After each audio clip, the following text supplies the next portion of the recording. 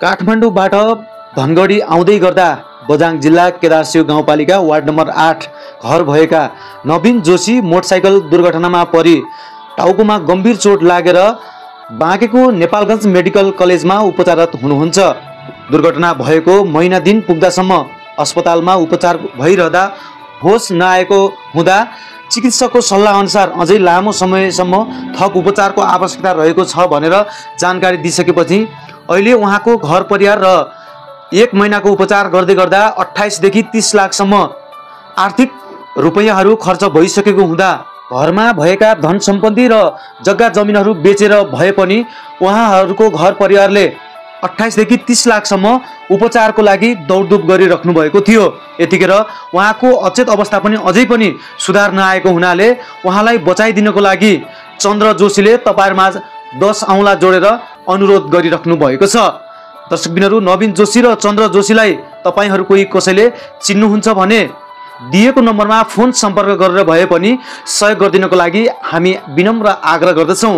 तपाईहरुको अमूल्य सहयोगले ठूलो सहारा पुग्नेछ र तपाईहरुको सहयोग र आशीर्वादले चाँडै उहाँ नवीन जोशीको स्वास्थ्यमा सुधार आउँछ भन्ने हामीले आशा गरिरहेका हुँदा उक्त चन्द्र जोशीले तपाईहरुको सहयोगको लागि धेरै नै अपेक्षा गरिराख्नु भएको छ। जति सकिन्छ यो भिडियोलाई भने धेरै भन्दा धेरै शेयर गरेर उक्त सहयोग गर्ने व्यक्तिहरुसम्म पुर्याइदिनको लागि हार्दिक अनुरोध गर्दछौं। नमस्कार, मेरो नाम चन्द्र जोशी हो।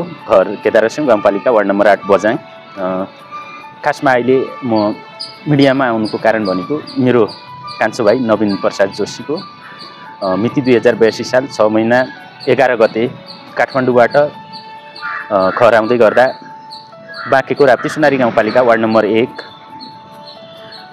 शिवखोला चेकपोस्ट, आर्मीको रणबमगढ शिवखोला चेकपोस्टमा बाइक दुर्घटना भएको र दुर्घटनामा गम्भीर घाइते भई अहिले सञ्जीवनी मेडिकल कलेज नेपालगञ्ज नर्सिङ होममा उपचार भइरहेको छ र उपचारका क्रममा आज झन्डै 42-43 दिनको अवस्थामा होस आइसकेको छैन र उपचार गर्ने क्रममा हामीले झन्डै 25 लाख रुपैयाँ हस्पिटलको बिल तिरिसकेका र अन्य खर्च गरेर लगभग 30 को हाराहारीमा खर्च भइसकेको र डाक्टरको भनाइअनुसार अझै लामो समय 6 महिना 5 महिना लाग्न सक्छ भनेको र कर्मिक रूपमा सुधार पनि अलि कम भएको हुँदा फर्दर उपचारका लागि सायद इन्डिया लैजानुपर्ने अवस्था पनि भएको हुँदा सो अवस्थामा अहिले अब हामीसँग भएको रकमहरू सकिसकेको र फर्दर उपचारका लागि रकम अभाव भएको हुँदा सम्पूर्ण आमा बुवा दाजुभाइ दिदीबहिनीहरूमा एउटा सहयोग र ज्यान बचाउने अपिलका साथ उपस्थित भएको छु। खासमा चाहिँ डाक्टरको सल्लाह अनुसार चाहिँ के भन्नुभएको छ त्यहाँ हस्पिटलमा चाहिँ? अब डाक्टरको भनाइअनुसार उहाँले भन्नुहुन्छ कि अहिले होसको लागि हामी केही भन्न पनि सक्दैनौँ हैन। 6 महिना पनि लाग्न सक्छ, 3 महिना पनि लाग्न सक्छ भन्ने कुराहरू, 3, 6, 9 महिनासम्मको भन्ने कुराहरू डाक्टरले गरिरहनु भएको छ। भनेपछि आर्थिकको स्रोतहरू चाहिँ अहिलेसम्म कति जति खर्च भयो होला तपाईहरुको? लगभग हाम्रो 25 लाख हस्पिटलको बिल पे गरियो। त्यो पछि अब यताउता ट्रान्सपोर्ट सबै गरेर लगभग 30 को हाराहारी पुगिसक्यो।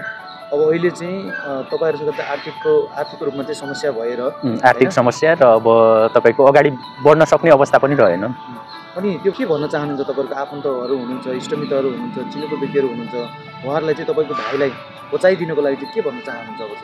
अब हामीले आर्थिक अवस्था जतिसम्म हामीले भ्यायौँ त्यो गरिसक्यौँ र योभन्दा अगाडिको गर्नका लागि परिवारमै गहिरो आर्थिक सङ्कट आइरहेको छ। यसमा विनम्रताका साथ अनुरोध गर्दै हजुरले सके जति सहयोग गरिदिनु होला भन्ने आशा गरिरहेको छु।